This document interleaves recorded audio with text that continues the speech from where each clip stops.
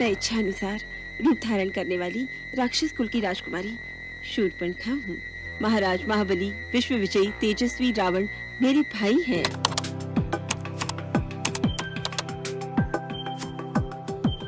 तुम स्वच्छंद विचरण करने वाली नारी ठहरी, मनमानी करने से कौन रोक सकता है?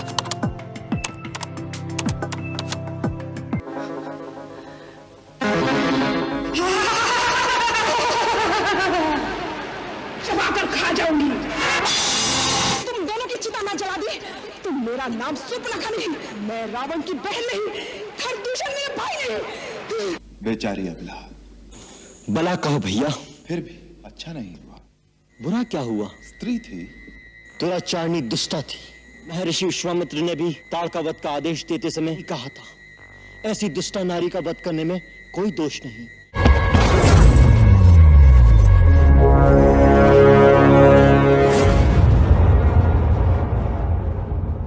किस प्रकार की लड़की से या कैसी लड़की से आपकी शादी होनी चाहिए, तो उसके लिए हमने ये वीडियो बनाया है। और ये वीडियो बहुत ही ज़रूरी वीडियो है। यदि आप शादी करने जा रहे हैं तो शादी से पहले आपको क्या क्या सावधानियां रखनी हैं। प्यार अलग चीज़ है। यदि आप अपनी ज़िंदगी को, जहां आपने इतनी मेहनत करके एक ऊंचाई तक पहुंचे हो, और आपका किसी भी ऐसी लड़की के चक्कर में आपका पूरा भविष्य, आपका पूरा परिवार ही बर्बाद हो जाए, तो वो अच्छा नहीं होता। इस वीडियो को बनाने से पहले हमने बहुत बार सोचा कि क्या हमें ऐसा वीडियो बनाना चाहिए या नहीं बनाना चाहिए। अंत में हमको ये लगा कि शायद हमें बनाना चाहिए, ताकि उन लोगों के लिए जो भी हमारा वीडियो देखेगा, कम से कम वो तो सावधान होगा। बाकी चाहे नहीं देखे, वो सावधान हो या नहीं, उससे हमें फ़र्क नहीं पड़ता। दोस्तों, इस वीडियो में हम जो देखेंगे वो हम आपको पहले बता देते हैं। इतिहास से कुछ उदाहरण देखेंगे और राक्षसी प्रवृत्ति की लड़कियों की पहचान क्या होती है वो देखेंगे। शादी के लिए तलाकशुदा लड़की का चयन यदि आप कर रहे हैं तो कैसे करें, उसमें आपको क्या क्या देखना है। और यदि आप शादी के लिए किसी अविवाहित लड़की का चयन कर रहे हैं तो उसमें क्या क्या योग्यताएं आपको देखनी है। और अंत में देखेंगे कि इसके अलावा आपको और क्या क्या सावधानियां रखनी हैं। दोस्तों, सबसे पहले हम इतिहास से उदाहरण देख लेते हैं, क्योंकि आपको समझाने के लिए उदाहरण होना बहुत ज़रूरी है। दोस्तों, आप खुद कल्पना कीजिए, यदि कोई लड़की आपको शादी के लिए आकर के कहती है कि शादी करनी है, और वह अपना परिचय देती है कि वह राक्षसी प्रवृत्ति की है या फिर उसका पूरा ख़ानदान ही राक्षसी प्रवृत्ति का है, तो क्या आप शादी करना पसंद करोगे? जहाँ तक मेरा विचार है, आप उस लड़की से शादी नहीं करना चाहोगे जो राक्षसी प्रवृत्ति के किसी भी प्रकार के ख़ानदान से संबंध रखती हो।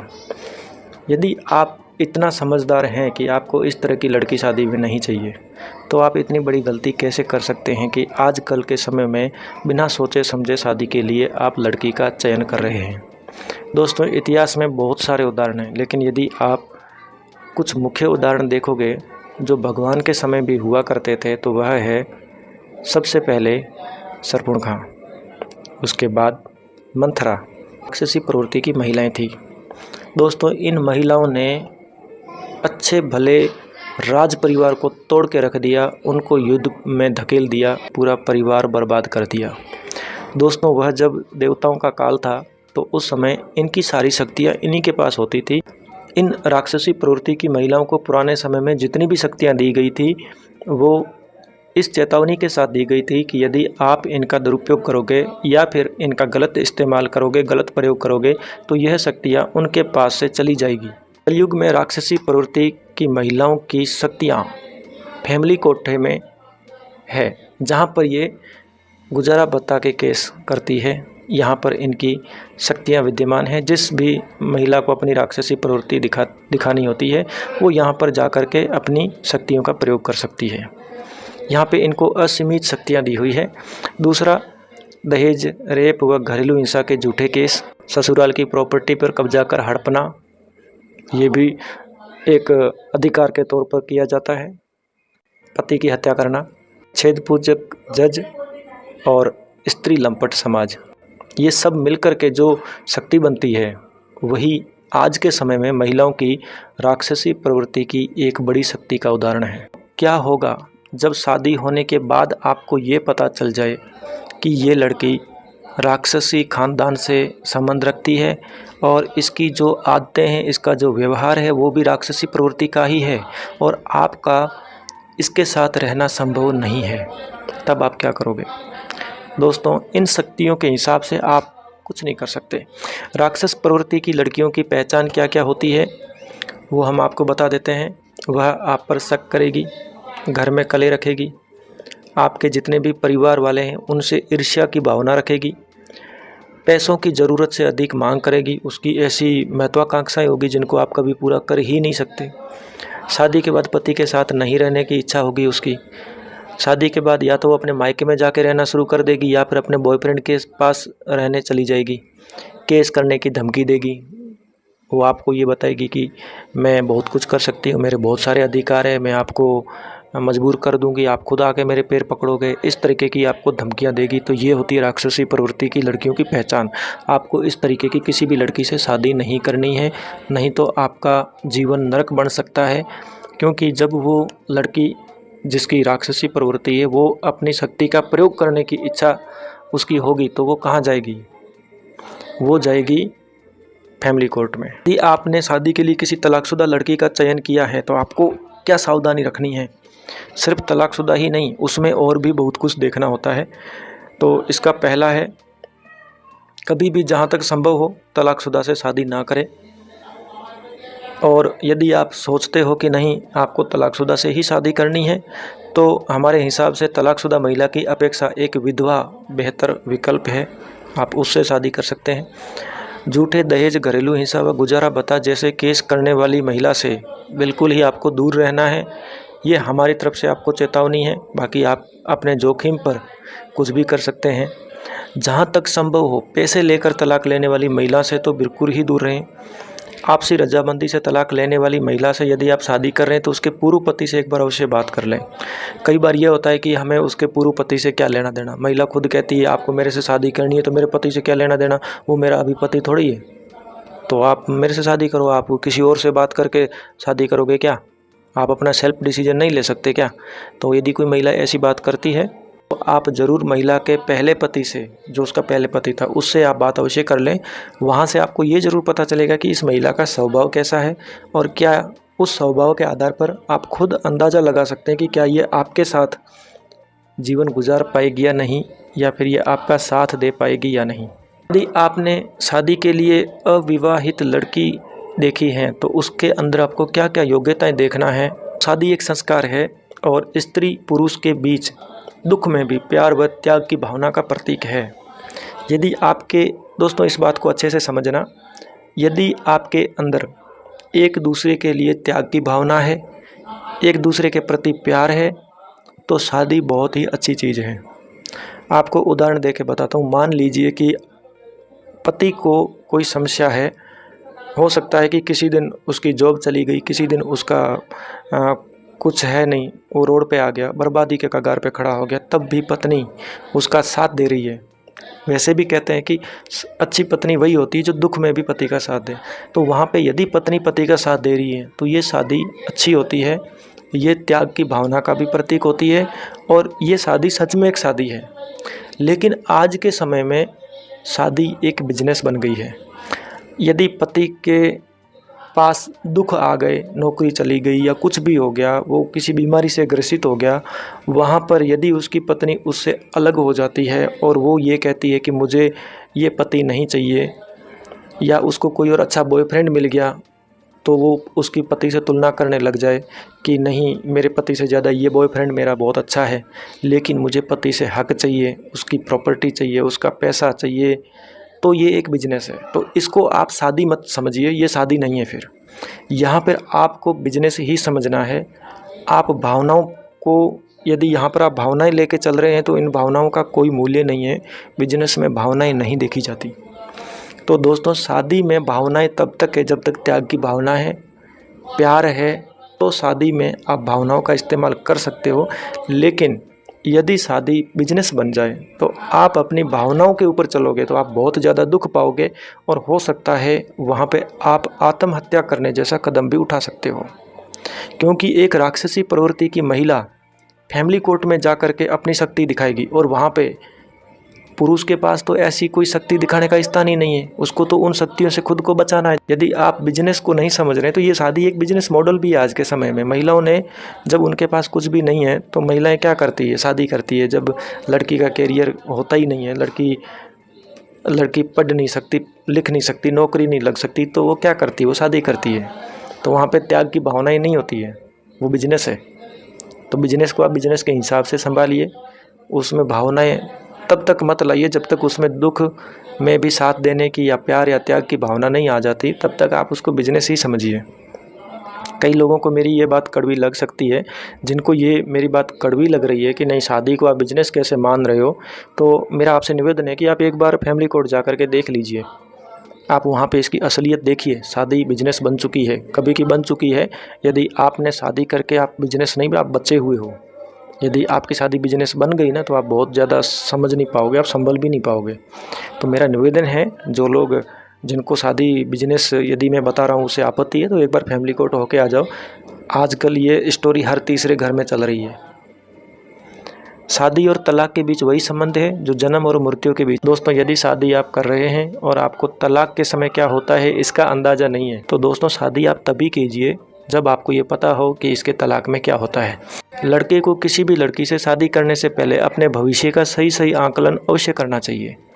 मान लीजिए आज आपने प्यार में पड़ के शादी कर ली किसी से। एक हमारे इंसान आते हैं कोई जो बहुत ज़्यादा भाषण देते हैं, वैसे मैं ऐसे लोगों को ज़्यादा पसंद नहीं करता हूं, लेकिन इनके 2-4 जो वर्ड है वो आप सुनिए। मैं इस वीडियो को पूरा नहीं देख पाया था क्योंकि मुझे इनकी इस लाइन से ही नफ़रत हो गई थी, इसलिए मैं ओपनली बोलता हूं। मुझे ये आदमी पसंद ही नहीं है जो इस प्रकार की बात करता है। पता नहीं इन्होंने कैसे कैसे बच्चों को किस प्रकार का जहर उनके दिमाग में भरा होगा। और जब भी लड़की देखने जाओ तो शीशा भी लेकर जाओ। एक बार लड़की को देखो, एक बार अपना भी शीशा चेहरे में देखो। और जब किसी लड़की के बाप से दहेज मांगो तो यहाँ मत्थे पे लिख के जाओ, अपने मत्थे पर, अपने पापा के मत्थे पे कि हम भिखमंगे, हमारे अब्बा भिखमंगे। लड़की वाले तो देना ही चाहते हैं, उनसे क्या मांगना, लड़की तो दे ही रहे हैं सर, और किसी का जीवन ले लोगे। और आजकल के तो माँ बापों से बिल्कुल नहीं मांगना चाहिए सर, वो बाप अपना पूरा जीवन लगा देता अपनी बच्ची को पढ़ाने में।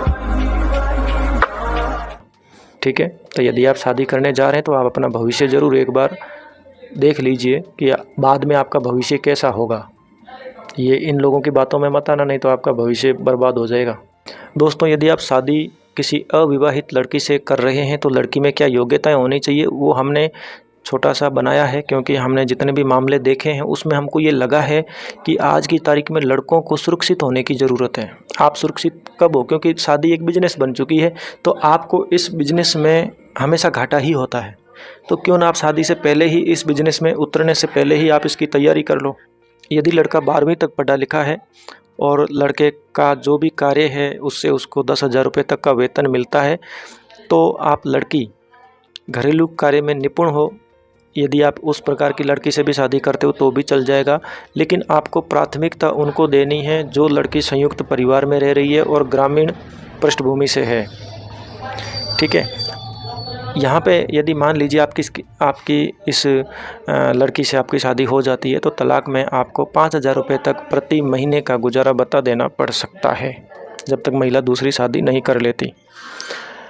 दूसरा, यदि लड़का कोई प्रतियोगी परीक्षाओं की तैयारी कर रहा है और BA पास है, यानी स्नातक यदि उसने कर रखी है, और 25,000 रुपये तक के वेतन का कोई कार्य कर रहा है, तो आप लड़की 12वीं पास हो उससे शादी करना, या आपके समकक्ष हो जो स्नातक कर चुकी हो और प्रतियोगी परीक्षाओं की तैयारी कर रही हो, तो आप ऐसी लड़की से शादी करें।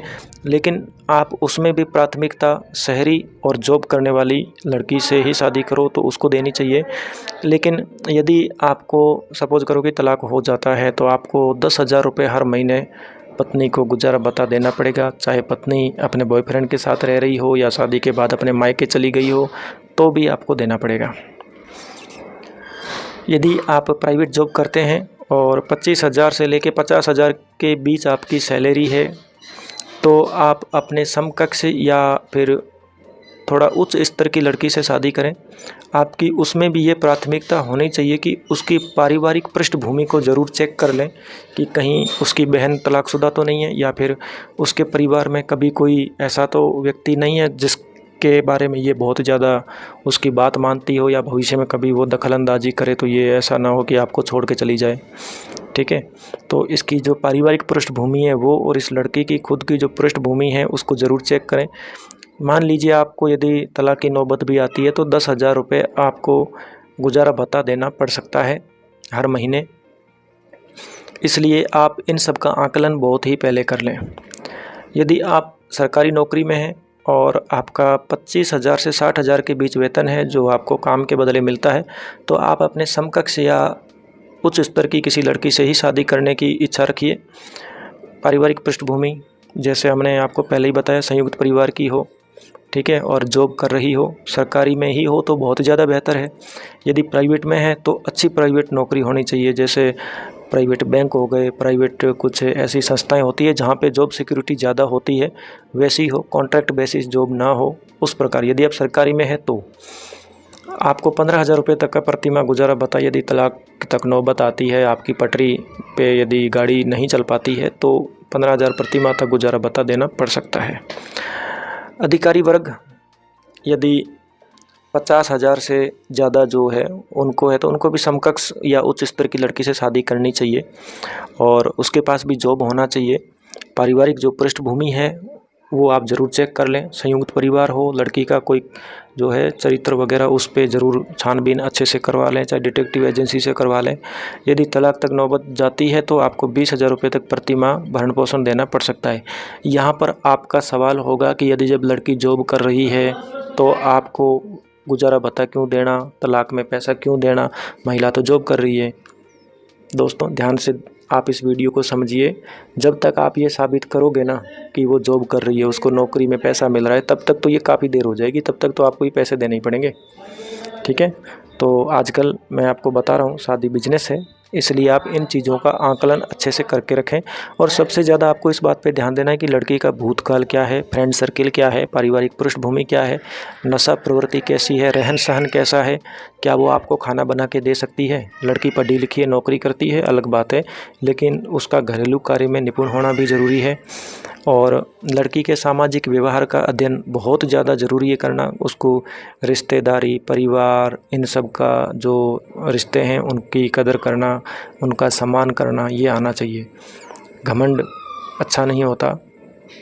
ये सब चीज़ें आपको उस लड़की में देखनी है कि उसका जो व्यवहार है वो एक जिम्मेदार व्यक्ति की तरह होना चाहिए। 100% कोई परफेक्ट नहीं होता, लेकिन आप इन चीज़ों को ज़रूर देखना, ध्यान रखना। अब आपको सावधानियां क्या रखनी है। शादी करने से पहले लड़की का बैकग्राउंड ज़रूर चेक कर लें। शादी बहुत बड़ा जोखिम है, ध्यान से शादी करना। एक गलत व आवारा लड़की आपका व आपके पूरे परिवार की खुशियों को तबाह कर सकती है। एक असफल शादी या तलाक से होने वाले भविष्यकालीन नुकसान का अंदाज़ा अवश्य लगाएं कि आपको क्या क्या नुकसान झेलने पड़ सकते हैं। दोस्तों यदि इस वीडियो में हमने जो भी आपको कहा है आपको पसंद आया है तो वीडियो को ज़रूर लाइक करें, कमेंट करें। आपके कोई सजेशन है तो आप हमें कमेंट कर सकते हैं। शेयर ज़रूर करें वीडियो को, चैनल तो सब्सक्राइब। हर लड़की भी ना प्यार को सीरियस लेती है।